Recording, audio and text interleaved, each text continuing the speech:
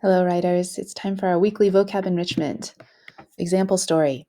Cooper saw the horse tethered to the fence. She was a beautiful dappled mare and her eyes smoldered. There were cruel marks on her sides where her owner had hit her with a whip. Cooper could see she was miserable being tied up and forced to pull wagons all day. He slipped over to the fence, keeping his wits about him. His hand darted out and pulled the bridle off the mare's face. "You're free," he cried, and smacked her on the back. The mare took off at a gallop. Onlookers turned and saw. "Stray horse," they cried, but it was too late. She was out of reach. Tether is a verb, means to tie up. You can see this dog is tethered to the tree here. You can literally tether pretty much anything to something else. You're just tying it with a rope or a leash or some kind of a restraint. But tether can also be used figuratively, like in a metaphor where you're saying like, oh, I just feel really tethered to my house right now. Like I can never leave my house. I have to stay in.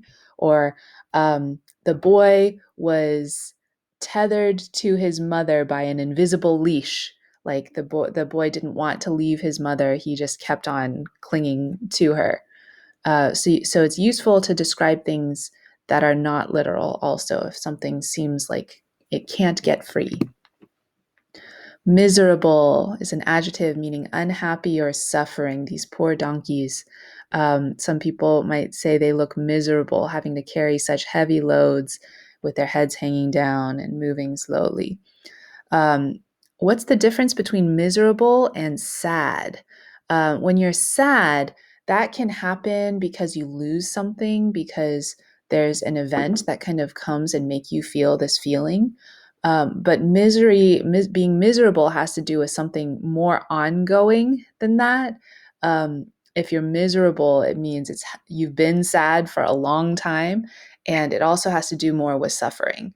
If you can be sad because you lost something and you miss it, or because you didn't get an experience you were hoping for, but you wouldn't necessarily be miserable unless you were going through something very painful. Bridle, the headgear for a horse that lets the rider control it. You can see this bridle here that's made out of brown leather with the buckles on it, and the straps on the side are the reins where the rider would pull on those to make the horse turn its head one way or another. So yeah, you can literally put a bridle on a horse. But again, this is another thing that you can use figuratively also. You can put a bridle on your emotions.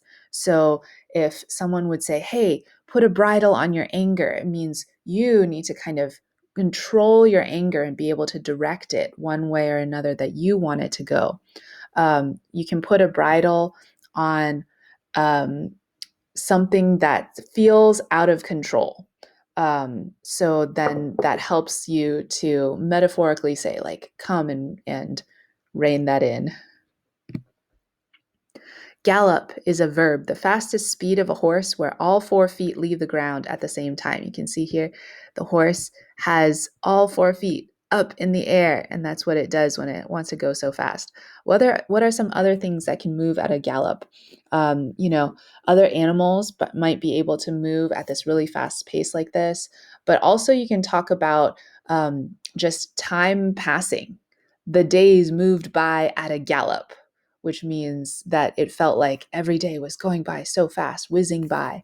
Or the meeting moved at a galloping pace, like as if everyone in the meeting were trying to talk at the same time and they were just going through thing by thing and not stopping.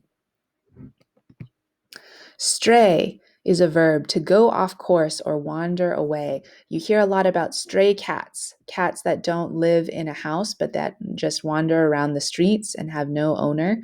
And that's the sense of like they have wandered off. You can also say that the ship was straying off course. Because if something has a particular route it's supposed to take, then you want to stay on that route and not stray away. Red Riding Hood strayed off the path to go pick flowers, and that was how the wolf came and tricked her. That's all for today.